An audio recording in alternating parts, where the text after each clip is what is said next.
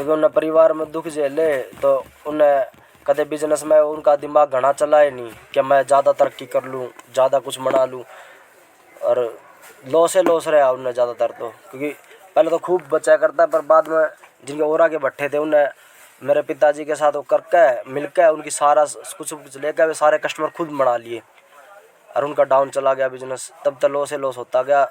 इसलिए अब वो बिजनेस में तय तो नहीं चाहा कि ना बिजनेस ना खुद करना ना मेरे तय करना देना, लॉस तो डरते हैं बस।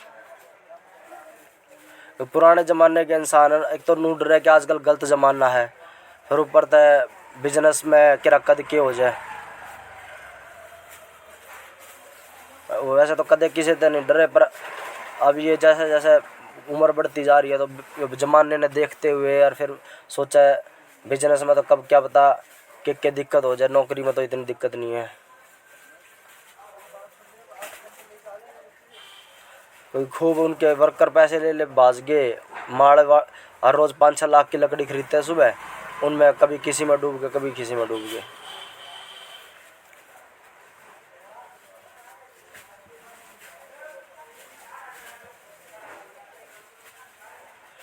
लॉकडाउन में मेरे पे भी कई लाख रुपए जोड़ रखे थे। एक पंजाबी था, वो बेचारा रोने लग गया, मैंने तरस खा कर उससे दे दिए पैसे। मैं चल पार्टनरशिप हो जाएगी।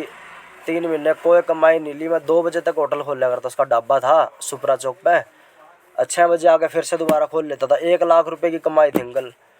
तो वो उसने और तरह से भी 10% में 15-20% वैसे उठा रखे थे। मैंने पता नहीं था 2 नंबर का इंसान है वो। उन्होंने जाटों से उठा रखे थे फाइनेंसर से, उन्होंने उसका मारपीट करने खातर आगे वो भाज गया और मेरे भी चले गए उसके गले।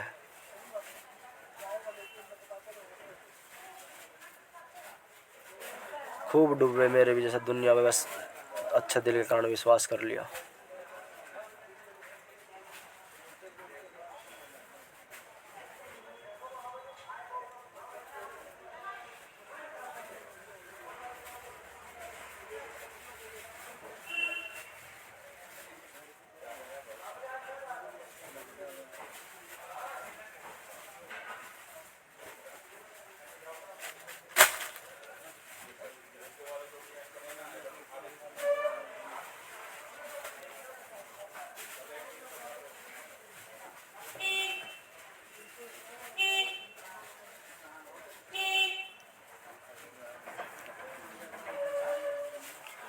आप बता रहे थे अंकल जैसे 50-60 परिवारों की दुकान है अंकल आपकी, जैसे आप एक ही खानदान में परिवार में से चाचे ताऊ में से होंगे अंकल, है ना?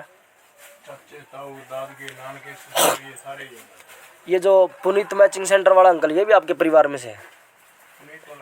क्योंकि ये भी पाकिस्तान से आए थे, उसका पिताजी भी आपकी जितनी उम्र का है।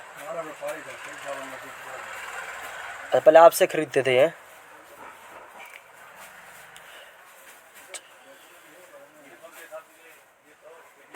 तो जितने 50-60 बता रहे हो अंकल, सारे पाकिस्तान से आए थे अंकल? हाँ, क्योंकि हमारे गांव में भी सरदार आया, आधा गांव सरदारों का है, सारे पाकिस्तान से आए थे वे भी। हमारे परदादा पे थी ज़मीन, तब फिर सरकार ने बोला इनको दे दो ज़मीनें, तो फिर उन्होंने उनको दे दी थी।